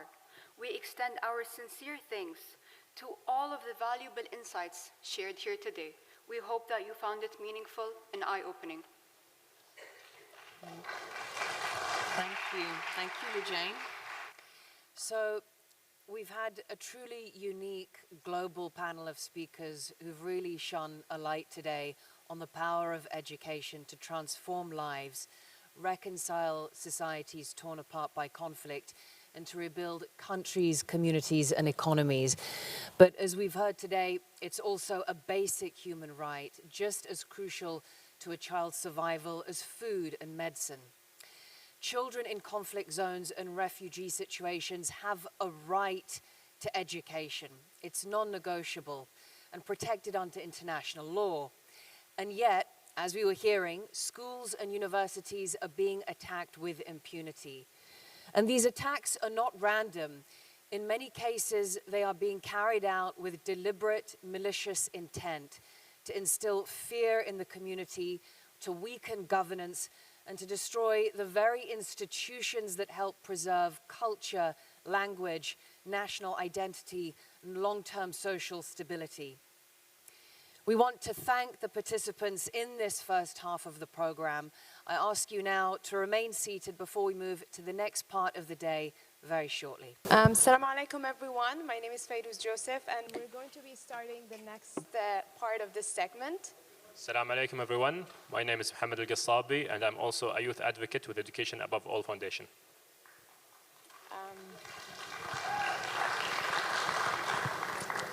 We are delighted to be among such a vibrant crowd of youth and members who are willing and working together to amplify their voices for a better future. And today we are going to be touching upon some of the points in our declaration, the Youth Declaration, and we would like you to immerse yourself and imagine with us this scenario that is the reality for many youths and kids around the world. The story of Ibrahim Al-Qadih, which was previously mentioned, about his resilience and determination in the face of such an unimaginary adversity, describes the reality of many youths worldwide, whether in Gaza, in Sudan, Congo, and many other regions. His journey reminds us of all the countless young people around the world who are getting injured due to the ongoing genocide. These are not just isolated stories. They reflect a broader, troubling reality of many young people across the globe. It's crucial for us to recognize that while each story is a unique story, the underlying struggles are often similar. Conflicts, instability, and a continuous fight for access to education and opportunity due to war and violence. These young people are not just statistics. They are individuals with dreams, individuals with aspirations, and with potential to contribute to the society, just like Ibrahim. So everything that Muhammad has mentioned is part of the Youth Declaration that was drafted in the Empower Conference of 2024 back in April of this year. And today, on the International Day to Protect Education from Attack, we urge everyone that is in this room to work together hand in hand in order to create a better future for youths around the world, and a better reality that they can actually achieve the dreams that Muhammad and many of the other panelists have mentioned prior to us. So we would like to actually engage you as an audience with an activity, which is a polling system that we're going to have to demonstrate some of the facts and the statistics that are part of the Youth Declaration. These numbers are quite shocking and alarming. So while this is an engaging activity, we hope that you kind of like follow us along. So yes, if you can please just scan the code bar there so you can add your answers. Thank you very much.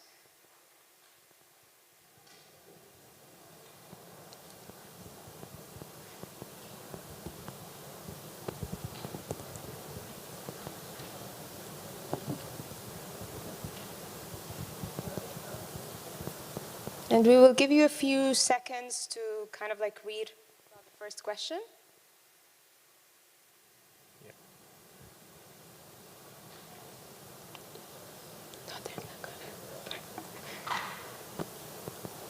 So I think we can start with the first question.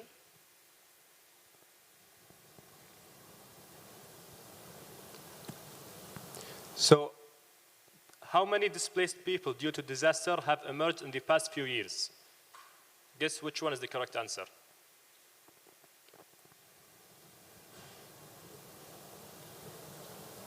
We see that a lot of people are going for the huge number right there. Yeah.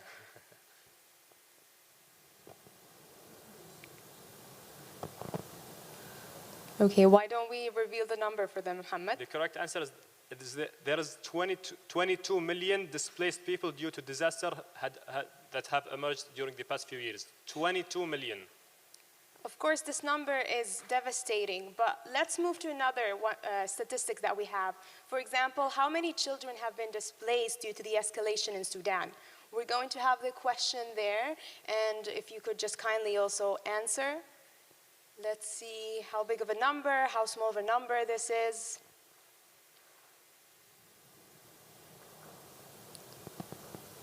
Well, unfortunately, the number is 3.5 million children that have been displaced, and this is quite devastating. This is why, for example, the UN Security Council resolution in the resolution 2601 was recognizing schools as a safe haven to be protected. Who can guess when was this resolution passed? This is our next question as well. So was it 2021, 2022, or 2022? All of these are quite recent, so this just shows how much our efforts as a collective community is helping in bringing protection to these institutions and children, youths, and teachers around the world. So the right answer is actually 21, just 4 years ago. And again, hopefully we can further enact changes throughout these resolutions. And for the last question, do you think people with disabilities are included in the disaster risk management, yes or no?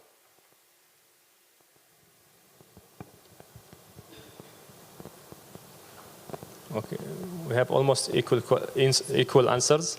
The answer is no. 86% of people with disabilities are not included. 86%. So with all these statistics that we've showed to you, we stand at a crossroad where we either choose to continue and watch these crises unfold or try to enact change in order to find a better solution. Some of these changes include that youth are taken seriously in decision making and are recognized as a vital asset to these organizations, especially in education-wise. Also, we demand that education is protected from attack according to the UN Security Council Resolution 2601, which protects schools and other educational institutions from attack. And one last thing, since we're talking about voices, additionally to that, is safeguarding citizen journalism, which includes a lot of youths that are reflecting and translating the realities of these conflict-ridden zones. So with this, we need to include them in legal protection and frameworks in order to further protect these youths. The declaration also calls on policymakers to empower grassroots movements and civil societies as essential bridges between youth and governments, fostering the regional networks to communicate youth concerns and assess progress. Additionally, we urge government to establish regulatory bodies for artificial intelligence with youth involvement, ensuring that it's being used ethically. Lastly, we advocate for the creation of advisory boards and councils to develop inclusive models emphasizing intergenerational collaboration and mentorship to bridge generational gaps. So now, ladies and gentlemen, we would like to invite you to welcome our panelist, Ahmed Al-Naouq, a Palestinian journalist from Gaza who graduated from the University of Leeds, and the director and co-founder of We're Not Numbers collective that trains Palestinians to write stories in English and disseminate them. Please welcome them. Alongside him, we have Almin Nokomokowori, who is the founder of Tutor Mentor Connect, a platform that connects students with tutors to overcome language barriers. She was recently appointed in 2024 OHCHR, Education of All Youth Advisory Board, and she's also a youth advocate with a background in law. Please welcome them and give them a big round of applause.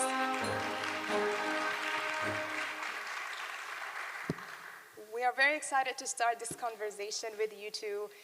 Thank you so much for giving us the time and being part of this segment. This is the one that I'm most excited for, given that we get to converse. So Ahmed, you are a journalist and a director and co-founder of We're Not Just Numbers collaboration. So you understand the power of storytelling.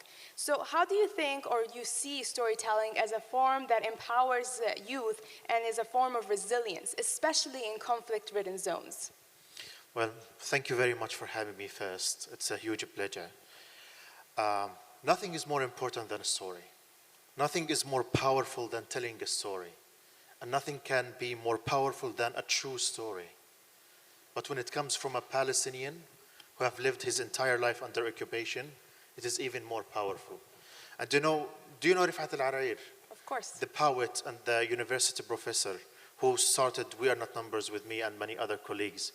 I remember in the launching event of We Are Not Numbers in 2015, he said this to me, and I don't forget it. He said, if you are the true owners of the land, If you are the indigenous people of the land, then you must tell me your stories. If you do not have stories, then you're not indigenous to the land. And we, the Palestinian people, are the indigenous people of the land, and we have a lot of stories to tell. And we are not numbers. This is our responsibility to tell the human stories behind the numbers that we often see in the news. Because if you read the news, if you watch the news in the West, it's all about numbers. Numbers of people killed, numbers of people injured, numbers of houses demolished, but it never tells the stories of people behind these numbers. So we are not numbers, we are telling the stories of the people, all kinds of stories. Whether they were painful stories or good stories, we write about hope, we write about resilience, we write about power, we write about culture and civilization and food and everything that is to tell about Palestine and Gaza. And we think that these stories that we're telling are a symbol of resilience. It's not only a form of resilience, they symbolize resilience and power to the Palestinian people. Now, unfortunately, Rifat al-Ar'ir was killed in this war. And many of our writers were killed in this war. My family, all of it, were murdered in this war in Gaza. But you know what remained of them?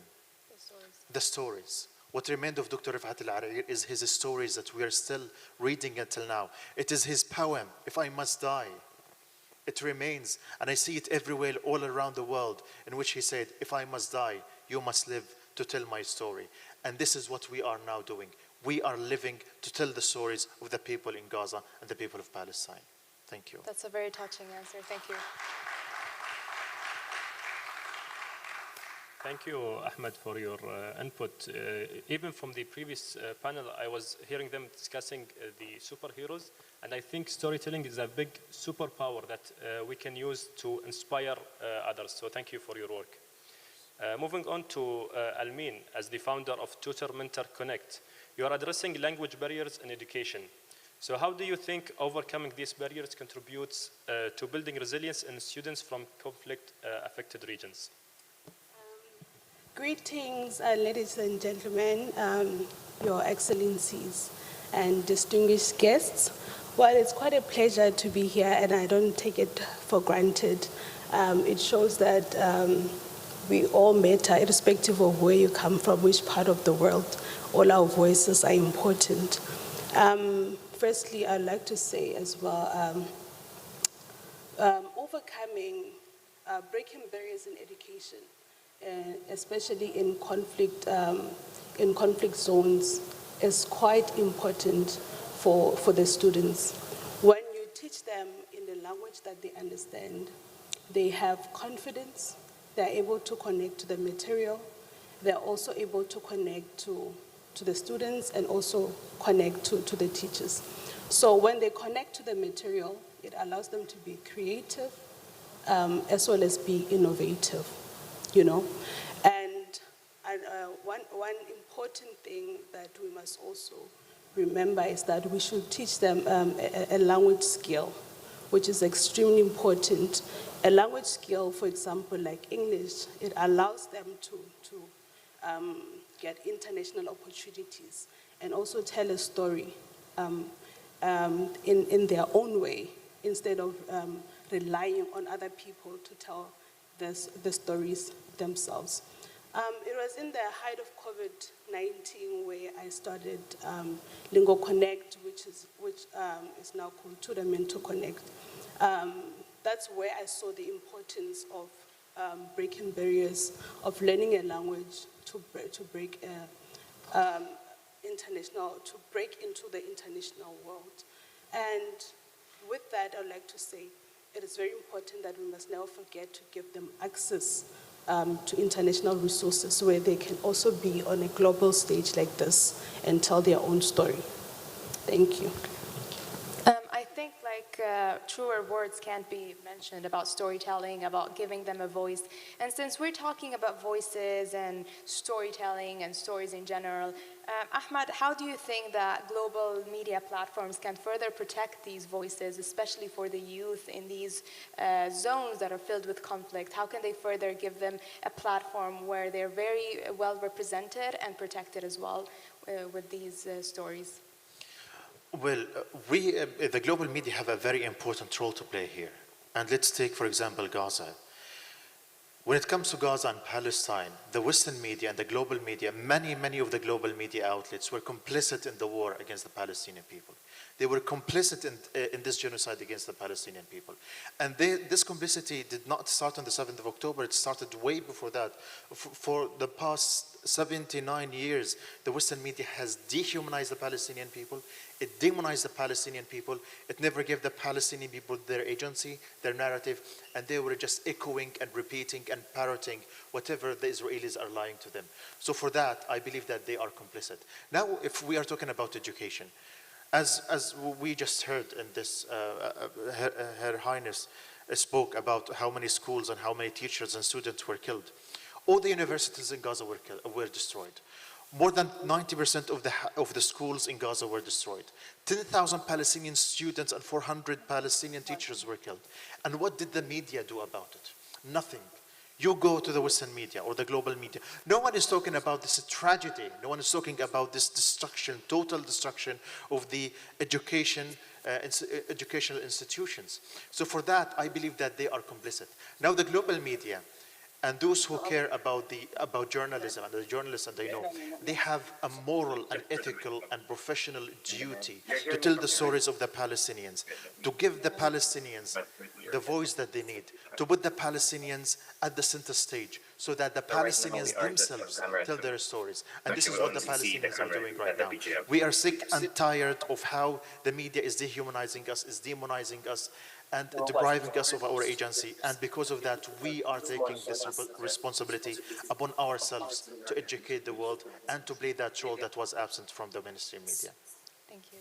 I agree with you, Ahmed. Like, the media have all these resources, and yet they are not speaking about what's actually happening, especially in these schools. I think they are committing a crime against the human rights.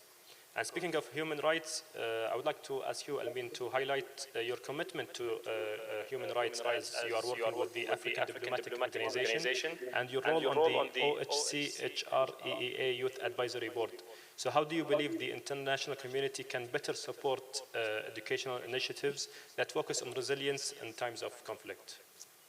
Thank you so much for the question. So international communities can better support educational initiatives by working with grassroots civil organizations. That's main focus is on building resilience, prioritizing education as a key component of humanitarian aid, ensuring that education is protected even in times of crisis. And also, support can be shown by collaborating with the teachers to create material that is culturally relevant to the students, that's empowering education to make it more meaningful and appropriate. Another important thing is that the international community should deliberately invest in technology, invest in remote learning, like initiatives like Tournament to Connect, just to ensure that we are always ready. It is quite challenging when you're not getting when you're innovative, but you're not getting any funding to encourage you to keep going. But the most important thing is that to never give up and focus on the real goal, which is to protect education and to always be ready. You remind me of one of my favorite quotes: "Don't wait for the chances, but create them yourself." Yeah, and it's very interesting that you mentioned technologies and as a way to kind of like further education in a way and be activists in educational advocacies. So, Ahmed, do you have a background in advocacy as well? And, well, what do you think is a role that international organizations can play in ensuring the protection and continuation of education in conflict zones? So to say that, we don't have a year that goes by without education, is there any things that you can think of to give us of? Please? Yeah, of course. I have to go back to Her Highness's speech, and she said that she was angry with the international community, and we are angry with the international community. We are Palestinians and everyone should be angry.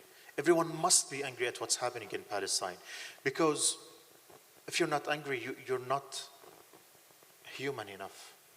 And we lost hope in the international community, we lost hope in the governments, but we have a lot of hope on the NGOs, on the international organizations. They can do and they should do more than that to the Palestinians. Now, in Euromed, as advocacy officer, what we do is that we are trying to empower the victims of human rights violations in Palestine to become defenders for their human rights. And this is what we need international organizations to do. We need them to raise awareness about what's going on in Gaza. We need them to help us with the development, with policy, with resources. Even if Gaza war and genocide ends now, education system will not be safe tomorrow. It takes years and years and years to rehabilitate the educational system. So the organizations can work on a lot of arenas. One of them is very important, which is the diplomatic pressure. These organizations, they have the power to do diplomatic pressure on their governments in order to first end the genocide, because it seems absurd that we're talking about education and trying to revive education at the middle of the genocide. This genocide has to end, and then the organization, international organization, can help pressure the governments, can help with the resources. They can also help with technology, because maybe we will need to go for mobile schools or AI education.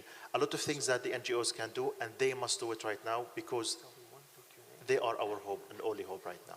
Yeah, the resources are very important, and specifically when helping students get these models, for example, there's a lot of them that are off internet, so they can actually access it. So it would be interesting to see how we can implement these things further in the future. And some of the points that you actually mentioned are part of the Youth Declaration, so we hope that we can actually enact change in that manner. So we spent some time, myself and Feroz, with you guys before the event and during the panel, and we can't stop getting your insights. But for the sake of time, we would like to thank you for your valuable insights, and I'm sure we'll spend more time after the event speaking about these topics. So thank you once again, and big round of applause for Ahmed and Almin.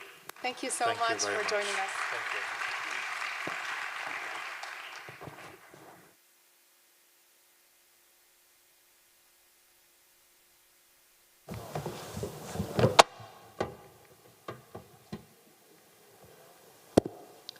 Distinguished speakers, esteemed guests, and fellow youth advocates, as we come to the close of today's impactful session, I am filled with a profound sense of hope and determination. Our discussions have not only highlighted the challenges we face in protecting education from attack, but have also underscored the incredible resilience of potential of our generation, what we call Gen R, Generation of Resilience. From the powerful stories shared by Ahmed al-Na'uq, who reminds us of the strength found in storytelling and advocacy, to the inspiring work by Almin and breaking down barriers in education, it's clear that youth-led initiatives are vital in shaping a future where education is both accessible and safeguarded. Today, we have collectively committed to actionable steps forward, whether it's through enhancing youth advocacy, fostering inclusivity, or building stronger collaborations between organizations and young leaders. The Empower 2024 Youth Declaration serves as a beacon guiding us toward a world where every young person has the opportunity to learn, the opportunity to grow, and the opportunity to contribute to their communities, even in the most challenging circumstances. As a youth advocate with Education Above All Foundation, I stand here today not only as a representative, but as a member of a global community that believes in the transformative power of education. Let us remember that our work does not end here, but it begins with each step we take together. In the words of Nelson Mandela, education is the most powerful weapon you can use to change the world. So let us wield this weapon wisely, with compassion, and with a relentless commitment to ensuring that no child, no matter where they are, is left behind. Thank you for your engagement, for your passion, and for your unwavering dedication to this cause. Together, we will continue to advocate, innovate, and lead with resilience. Thank you.